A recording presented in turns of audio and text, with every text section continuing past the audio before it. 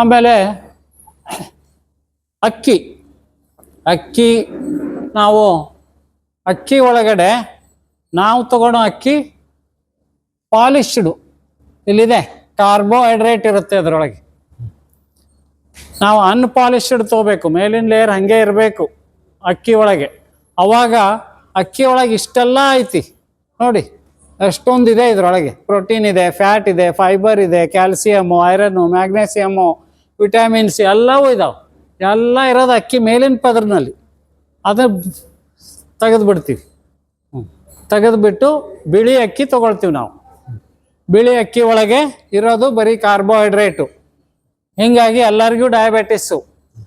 ನೀವು ಅನ್ಪಾಲಿಶ್ಡ್ ತಿಂದು ನಿಮ್ಮ ಡಯಾಬಿಟಿಸ್ ಹೋಗಿಬಿಡುತ್ತೆ. ಅದು ನಿಮಗೆ ಗೊತ್ತಿರಲ್ಲ ಯಾವಾಗ ಹೋಗೈತಿ ಅಂತ.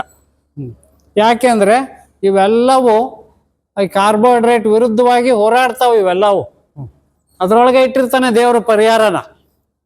ಆದ್ರೆ ನಾವು ಪರಿಹಾರಕ್ಕೆ ಹೋಗಲ್ಲ. ಎಲ್ಲರೂ ಬಿಳಿ ಅಕ್ಕಿ ತಿಂತಾರೆ, ನಾವು ಬಿಳಿ ಅಕ್ಕಿನೇ ತಿನ್ನೋದು ಅಂಥೇಳಿ ಬಿಳಿ ಅಕ್ಕಿ ತಿಳ್ತೀವಿ.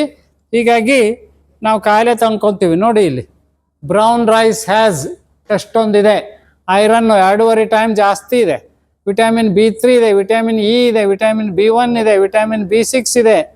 ಎಲ್ಲವನ್ನು ತೆಗೆದು ಹಾಕಿಬಿಡ್ತೀವಿ. ನೋಡಿ ಇಲ್ಲಿದೆ. ಸೆಕ್ಸ್ ಹಾರ್ಮೋನ್ ಪ್ರೊಡಕ್ಷನ್ನಿಗೆ ಸಹಿತ ಅನುಕೂಲ ಆ ಅಕ್ಕಿಯ ಮೇಲಿನ ಪದರು. ಆದರೆ ನಾವು ಅದನ್ನು ತಿನ್ನಲ್ಲ. ಯಾಕೆ? ನಮ್ಮ ಮನೆಯಲ್ಲಿ ಮಕ್ಕಳಾಗಬಾರ್ದು. ನಮ್ಮದು ಒಂದೇ ಒಂದು ಉದ್ದೇಶ, ನಮ್ಮ ಮನೆಯಲ್ಲಿ ಮಕ್ಕಳಾಗಬಾರ್ದು. ಅದಕ್ಕೆ ನಾವು ಬಿಳಿ ಅಕ್ಕಿ ತಿಂತೀವಿ. ಅದಕ್ಕೆ ಈ ಒಂದು ಹ್ಯಾಬಿಟನ್ನು ಬಿಡಿ. Pesticides, agriculture equals to ugliculture. ಎಲ್ಲ ಅಗ್ರಿಕಲ್ಚರ್ ಕಾಲೇಜ್ಗಳು ನಮ್ಮ ವ್ಯವಸಾಯನ ಹಾಳು ಮಾಡಿ ಹಾಕಿಬಿಟ್ಟು ಕೆಮಿಕಲ್ಸ್, ಇವು ಪೆಸ್ಟಿಸೈಡ್ಸು ಏನೇನು ಕಾಯಿಲೆ ತರ್ತಾವಂತ. ಕ್ಯಾನ್ಸರ್ ತರ್ತಾವೆ, birth defects, reproductive effects, kidney damage, nervous problem. ಯಾರನ್ನು ಕೇಳಿದ್ರು ನರಗಳ ಸಮಸ್ಯೆ ಅಂತ ಹೇಳ್ತಾರೆ. ಇವತ್ತು ಎಲ್ಲದಕ್ಕೂ ಕಾರಣ ನಾವು ಬಳಸ್ತಾ ಇರೋ ಕೀಟನಾಶಕಗಳು. ಈ ಕೀಟನಾಶಕಗಳ ದುಷ್ಪರಿಣಾಮಗಳು ಏನು ಅನ್ನೋದನ್ನು ನೋಡಿ ಇಲ್ಲಿ. Lower your heart rate.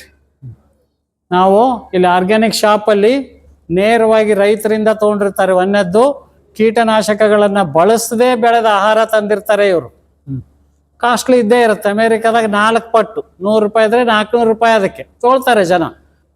ನಾವು ಇಲ್ಲಿ 60 ರೂಪಾಯಿ ಅಕ್ಕಿದೆ, 80 ರೂಪಾಯಿ ಅಕ್ಕಿ ಕೊಟ್ಟರು ಸಹಿತ, 20 ರೂಪಾಯಿ ಜಾಸ್ತಿ ಕೊಟ್ಟರು ಸಹಿತ ನಾವು ತೊಗೊಳಕ್ಕೆ ರೆಡಿ ಇಲ್ಲ. ನಮಗೆ ಅನಾರೋಗ್ಯ ಬೇಕಾಗೈತಿ, ಹಾರ್ಟ್ ಪ್ರಾಬ್ಲಮ್ ಬರುತ್ತೆ ಕೀಟನಾಶಕಯುಕ್ತ ಆಹಾರ ತಗೊಂಡ್ರೆ. ಇಲ್ಲಿ ತೋರಿಸ್ತೀನಿ ನಿಮಗೆ.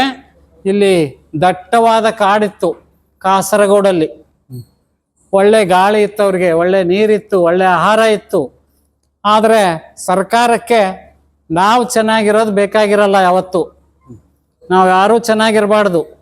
ಏನು ನಾವೆಲ್ಲ ನಮ್ಮ ಬ್ರೈನ್ ವೀಕ್ ಇರಬೇಕು. ಯಾಕೆ ವೀಕ್ ಇರಬೇಕಂದ್ರೆ 2,000 ಕೊಟ್ಕೊಳ್ಳೆ ನಾವು ಅವ್ರಿಗೆ ಓಟ್ ಹಾಕ್ಬೇಕು. ನಿಮ್ಮ ಬ್ರೈನ್ ನೀವು ಸ್ಟ್ರಾಂಗಾಗಿ ಇಟ್ಕೊಂಡು ಕೂಡಲೇ 2,000ಕ್ಕೆ ಒಪ್ಪಲ್ಲ ನೀವು. 1 ಲಕ್ಷ ಕೊಡು ಅಂತೀರಿ, ಅಷ್ಟವನು ಕೊಡಲ್ಲ. ಅವಾಗ ಹೊಕ್ಕನ ಅವ್ನು ತಾನೇ. ಆದರೆ ನಿಮ್ಮ ಬ್ರೈನ್ ವೀಕ್ ಇದ್ದರೆ ನೀವು 2,000ಕ್ಕೆ ಸಾಕಪ್ಪ ಹಾಕ್ತೀನಿ ಬಿಡು, ನಿನ್ನ ಆರಿಸ್ತೀನಿ ಅಂಥೇಳಿ. ನಿಮ್ಮ ವೀಕ್ ಇರಬೇಕು ಅಂತಂದರೆ ಅವರು ನಿಮ್ಮನ್ನು ಹಾಳು ಮಾಡಬೇಕು. ಹಾಳು ಮಾಡಬೇಕಾದ್ರೆ ಏನು ಮಾಡಬೇಕು ಅಂದರೆ, ಇಲ್ಲಿ ಕಾಡಿದೆ, ಕಾಡಿನ ಗಿಡಗಳಿಂದ ಯಾವುದೇ ಆದಾಯ ಇಲ್ಲ. ಅದಕ್ಕೆ ಅವರು ಇಲ್ಲಿ ಗೋಡಂಬಿ ಗಿಡ ಬೆಳೆಸ್ತಾರೆ ಕೇರಳದಲ್ಲಿ. ಇಷ್ಟು ದಟ್ಟವಾದ ಕಾಡಲ್ಲಿ ಇಲ್ಲಿರೋ ಗಿಡಗಳನ್ನು ತೆಗೆದು ಬರೀ ಗೋಡಂಬಿ ಗಿಡ ಬೆಳೆಸ್ತಾರೆ. ಗೋಡಂಬಿಗೆ ಹುಳ ಹಿಡಿಯುತ್ತೆ. ಹುಳ ಹಿಡಿದಾಗ ಪ್ರತಿಯೊಂದು ಗಿಡಕ್ಕೂ ಹೋಗಿ ಔಷಧಿ ಹೊಡಿಬೇಕು, ಆಗಲ್ಲ. ಅದಕ್ಕೆ ಹೆಲಿಕಾಪ್ಟರ್ ಮೂಲಕ ಔಷಧಿ ಹೊಡಿಸ್ತಾರೆ. ಹೆಲಿಕಾಪ್ಟರ್ ಮೂಲಕ ಔಷಧಿ ಹೊಡಿಸ್ತಾರೆ. ಆ ಔಷಧಿ ಎಲ್ಲ ಇಲ್ಲಿ ಬೀಳುತ್ತೆ. ಇಲ್ಲಿ ನೀರಿರುತ್ತೆ, ಕೆರೆಗಳಿಗೆ ಮಿಕ್ಸ್ ಆಗುತ್ತೆ ಆ ನೀರಲ್ಲಿ ಅದು ಔಷಧಿ. ಅದೇ ನೀರನ್ನು ಇಲ್ಲಿ ಜನ ಕುಡಿತಾರೆ, ಅದೇ ಗಾಳಿ ಸೇವಿಸ್ತಾರೆ. ಅಲ್ಲಿ ಬೆಳೆದ ಆಹಾರನ ಅವರೇ ಊಟ ಮಾಡ್ತಾರೆ.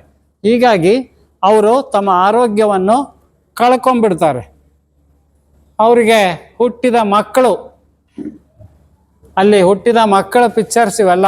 ಎಲ್ಲರೂ ಬುದ್ಧಿಮಾಂದ್ಯರು. ಕೀಟನಾಶಕ ಬಳಸಿ ಬೆಳೆದ ಆಹಾರ ತಿಂದರೆ ಬುದ್ಧಿಮಾಂದ್ಯತೆ ಬರುತ್ತೆ.